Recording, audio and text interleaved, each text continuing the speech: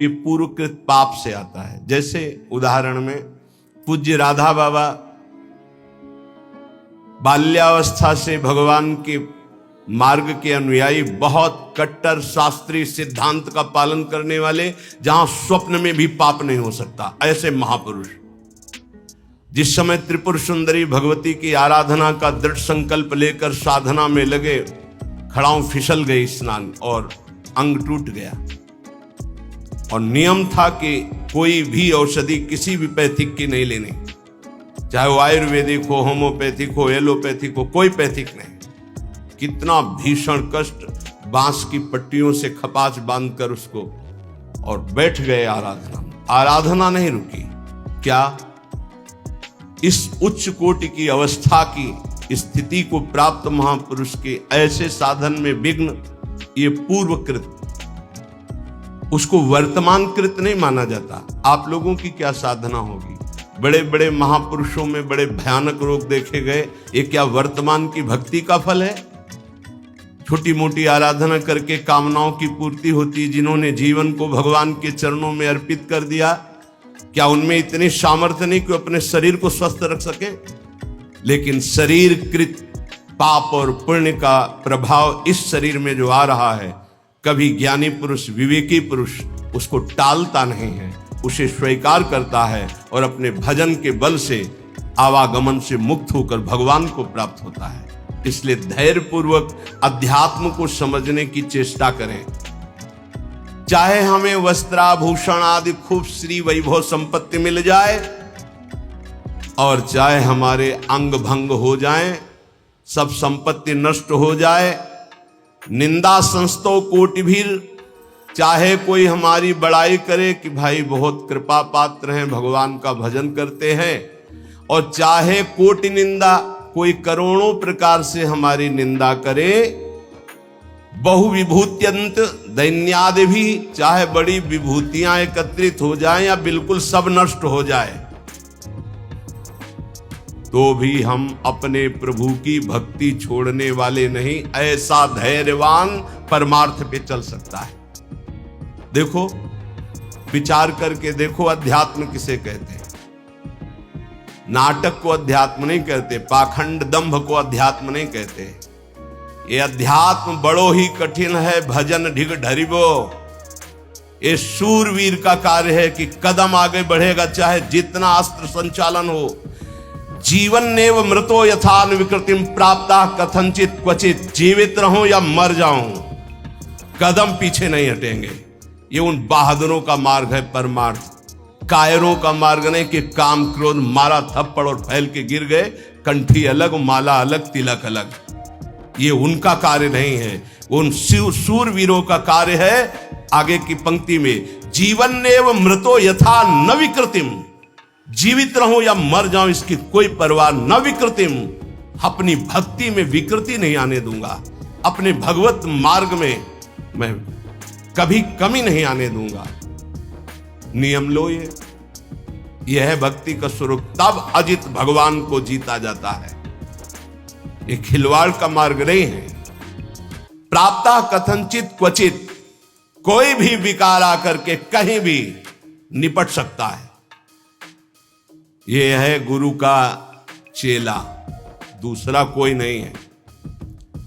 जैसे पहलवान गुरु अपने चेले को जहां देखता है कि कमजोर है, वहीं पीट पीट के फिर वो अखाड़े पे खड़ा करता है, अंगुली घुमाता है। ऐसे कोई भी लड़ सकता है।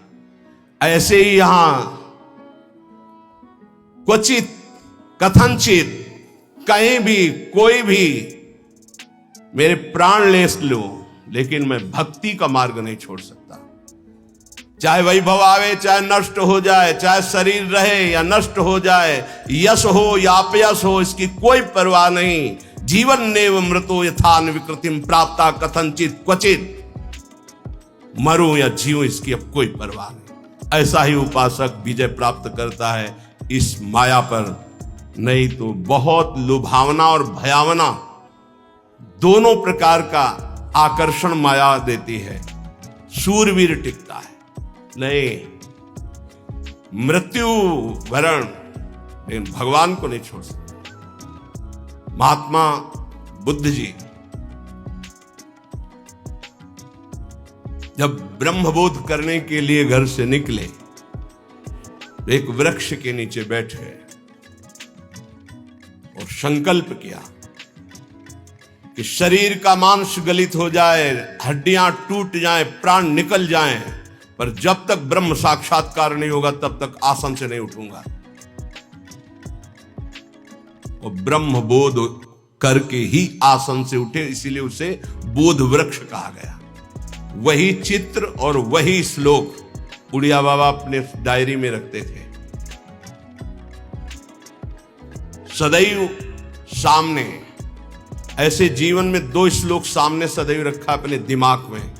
मात्रा स्पर्शास्तु कौन्तेय शीतोष्ण सुख दुखदा आगमा पायनो अनित्यास्तास्ति छस्व भारत यम ही न व्यथ्यन्ते ते पुरुषम पुरुषर्षभ सम दुखा सुखाधीरम स्वमृतत्वाय कल्पते।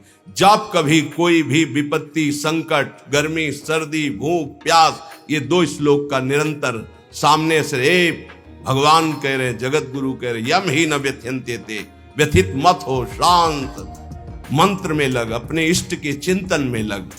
श्री वृंदावनमाश्रय प्रिय महानंदैक कंदम परम, जो ऐसा हो जाता है उसे वृंदावन महा आनंद प्रदान करता है, वो महाप्रेम का अधिकारी होता है। देखो, शरीर छूटेगा, आज नहीं तो कल छूटेगा। हमें शरीर को लेकर के कि हमें सुख मिले सो भक्ति, आज हमारी भक्ति का स्वरूप बिगड़ गया है। शरीर सुविधा ही हमारी भक्ति रह गई है। बहुत ध्यान देने योग्य बात है। सच्ची मानिए, भगवान के मार्ग में चलने के लिए ये तो पक्का है, पक्का है, पक्का है। अपने को प्रभु के चरणों में समर्पित करके सुख दुख दोनों को समान भाव से सहने का विचार पक्का कर लो तो निकल जाओगे। अगर सुख के भोगी बने तो दुख में भाग जाओगे, टिकोगे नहीं इस मार्ग में, चाहे गृहस्थ हो चाहे विरक्त हो। शरीर को कितना दुलार करके तुम बचा लोगे, कितना। खा पी के खूब चर्बी शरीर में बढ़ रही है, नष्ट होने वाला है। एक घृणा करो इस वृत्ति से। अच्छे अच्छे पदार्थ खा खा कर शरीर को मोटा कर रहे, अपने आप को उठने बैठने लायक नहीं रह रहा है शरीर। कहो व्यायाम करो, प्राणायाम करो, शरीर को कसो, शरीर स्वस्थ, चित्त स्वस्थ, साधन संयम परायण, अभी आनंद आ जाए। भोजन तो व्यायाम, वायु ले रहे हो तो प्राणायाम जरूरी है। साधु हो या गृहस्थ हो, अगर तुम्हारा शरीर स्वस्थ नहीं, शरीर के कितने ऐसे अंग हैं जो साधारण प्रक्रिया से उन पर कोई प्रभाव नहीं पड़ता, उनको असाधारण, जैसे एक सांस में 2-3 किलोमीटर दौड़ना। चलो बाहर नहीं दौड़ सकते तो आजकल यंत्र चले हैं, ट्रेडमिल क्या कहते हैं, उस पे चल सकते हो आप। 48 मिनट प्रत्येक साधक को चाहिए कि पद्मासन या सिद्धासन में बैठे 48 मिनट। ये बहुत छोटी बात है।